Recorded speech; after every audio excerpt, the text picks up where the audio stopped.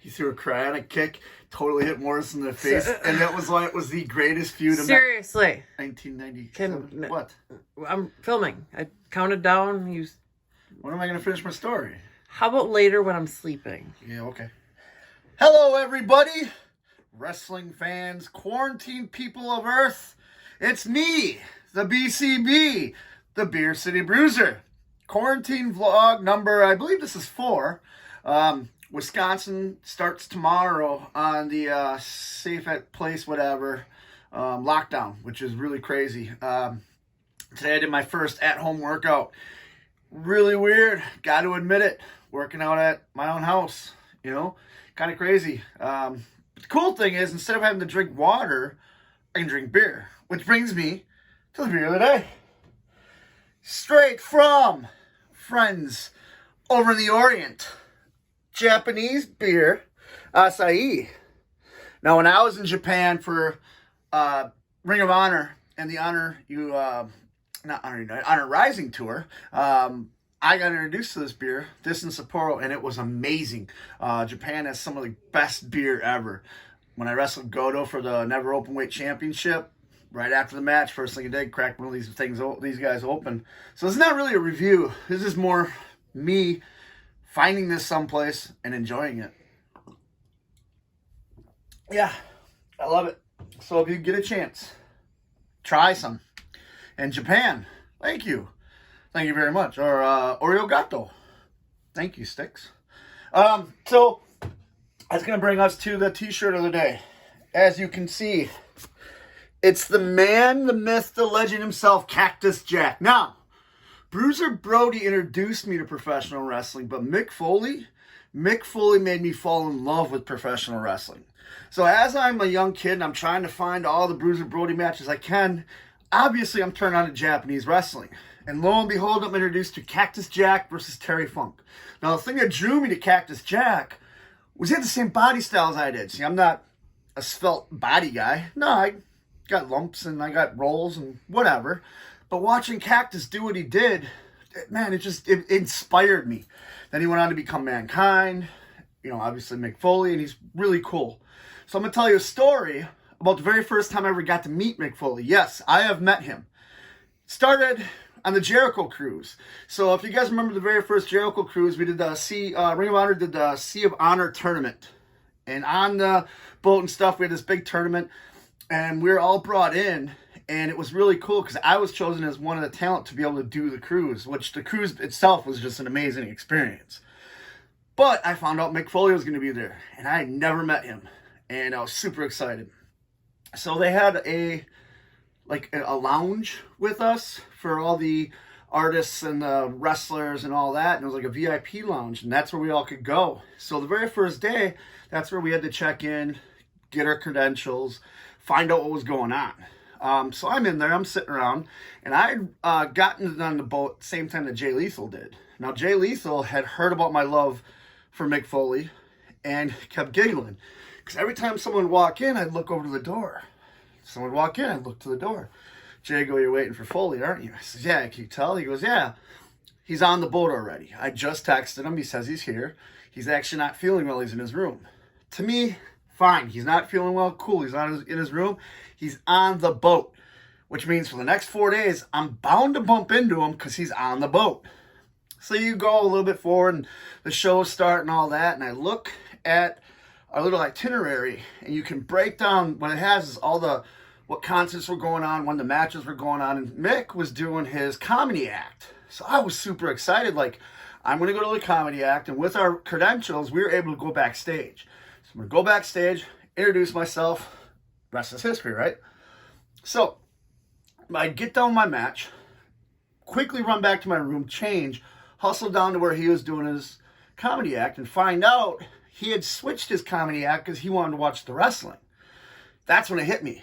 Oh my God, Mick Foley watched me wrestle. Blew my mind. So anyways, they rescheduled it for later. So I'm like, all right, I'm going to go. Later comes, go to his midnight show.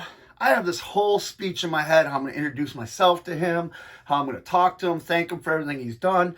Just kind of be a fan for a moment, which is great. Because fans, you guys make us You guys supporting us is what makes this fun. So he does his comedy thing. He gets done. I'm backstage waiting for him. He's going, and the cool thing about Mick, he makes time for all of his fans. So he's out there and he's saying hello to his fans. He's signing autographs. He's doing all this. I'm just waiting patiently, going through the speech in my head. This is what I'm going to say. This is what I'm going to do. So then Mick gets done, turns around, starts walking towards me. And in my head, I'm like, this is it. This is the moment. I walk up, extend my hand, and he looks me in the eye and goes, Beer City Bruiser, how's it going? Just watch your match with the Briscoe brothers. It was fantastic, almost near perfection. And I literally stopped, and it was silent. And in my head, all I kept saying was, say something, stupid. So I went, hi, I'm the Beer City Bruiser. And he kind of looked at me and said, I know, I just said that. I don't even remember what I said after that. Words just kind of came out of my mouth. I stumbled around, but Mick is such a cool dude. He kind of went with it and said, hey, we're in the same meet and greet tomorrow. Why don't you meet me here and we'll go down to the meet and greet together? I said, sure. So I met him, apologized for the way I acted the night before because obviously I didn't know what to say because I was throwing off my whole speech. Did the meet and greet, and he's just a really cool dude. My wife ran into him at StarCast. She was FaceTiming me. He came up, said hello. Said hello to him a couple times that weekend. And it's so cool. So when they tell you never meet your idols or whatever that is, screw that, because mine is a pretty cool dude. And Mick, if you're watching this, thanks for everything. Sorry I was an idiot the first time I met you, but cool meeting you. So that's my experience with Cactus Jack. That's why this shirt means so much to me. I used to own this shirt way back in the day. This is probably my 6th or 7th one because, holes and stuff like that. So I'm getting a swig of my Japanese beer here. And I think I'm going to tell you another story today. So you guys are lucky. You get 2 stories. That's how bored I am here with this quarantine. This story involves my brother from another mother, my brother in bruises and beer. His name is Brian Malonis, one half of the Bouncers. Probably the coolest dude I know. We became instant friends when we first met each other. When they put us as a tag team and we've been traveling around, we see each other more than we saw our own wives. His kids love me. My kids love him. It's awesome. So he had never been to a Whataburger before. So we were in Texas doing some shows, did the loop in there, and he wanted to go to Whataburger. So we all piled into the rental car, went to Whataburger. Well, while we're there was a couple fans. And one of them came up, recognized us, started talking to us. His dad came over, big wrestling fan, recognized all of us. Well, for some reason, his dad couldn't stop massaging Malonis' shoulders. So now picture this. You have big Brian Malonis trying to eat his meal with a fan literally massaging his shoulders. Now, the thing about Brawler is he is a really, truly nice guy outside the ring. Inside the ring, don't piss him off. Outside the ring, he's there for the fans. He's a really good guy. I'm looking and I can tell he's super uncomfortable because we don't really like being touched after matches. We're sore, we're beat up. And this guy's just going to town, massaging his shoulders, telling stories, but always having a hand on Malonis. And the guy gets up and he ends up going to do something else. And I look at Malonis, he looks at me and goes, what was that all about? So I don't know, man, but I think that guy, really likes touching you because he didn't touch anybody else at the table. And there were about 6 of us there. All of a sudden, the guy comes back, starts massaging his shoulders again. Malonis looks at me. I'm like, tell him you don't like it. He's like, I can't do that. He's a fan.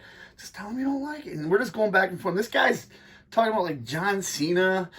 And he's talking about like Ric Flair and all these guys and seeing if we wrestled them and all this stuff. And of course, us being professional wrestlers, we're telling him, oh, yeah, we know all those guys. We wrestled all of them. So the guy gets, and he leaves. Now it's time for us to leave. We finish our meal, and I look at Malonis. I go, I bet you a case of beer that when we walk out of this restaurant, he's going to in some way touch you. He's either going to high-five you, he's going to massage you. If he gives you a hug, that's just going to be amazing. And I bet you a case of beer. So if he touches you in any way, you owe me a case of beer. But if he doesn't, when we leave, I owe you a case. Of course, he bets me. And as we're walking out, guy comes in, wants a big hug. Now, Malonis is a big dude. This guy came in. Malonis ducks out of the way, slips out the side, walks right out the door waving, goodbye, man, goodbye. We got in the car, and it was one of the funniest experiences I think we've had. And that's where, we really started bonding as a tag team. So that's my story for the day. Thank you everybody for tuning into these vlogs. Like I said, I'm only going to do it during the quarantine. If you have any questions for me, hashtag AskBCB. You know, I'd love to tell you guys stories and stuff like that. I can talk about stories from Ring of Honor. I can talk about stories from my independent past, stories from Japan. I've been to Canada, all over. Hashtag AskBCB. Twitter, I'm at BCB Winchester. Facebook, I'm the Beer City Bruiser. On Instagram, at Beer City Bruiser. Go to prowrestlingtees.com/Beer City Bruiser. Pick up a t-shirt. Help me out in this time because I obviously have no income because I'm a professional wrestler and those are put on hold. Got the brand new t-shirt coming out that we're taking pre-orders for. It's got my cat with a keg of beer. If you don't know, if you want to see what it looks like, go to the Pro Wrestling Tee store. You can see it. But if you message at BCB Wifey on Twitter, she's putting together an order so we all can get this shirt out and my cat can get a big head because she's a diva. Go to ROHWrestling.com. There's a blog that's going to be starting up. I'm writing into that. Also, you can check and see if you're an Honor Club member. If you're not, go be an Honor Club member. You can check out the whole back catalog of Ring of Honor Wrestling. You can see my matches with Hiroki Goto from Japan. You can also watch some of my matches with Cheeseburger, the Bouncers versus the Briscoes. Anyways, ROHWrestling.com. All you guys stay safe out there and remember to tip your bartenders when all this is done.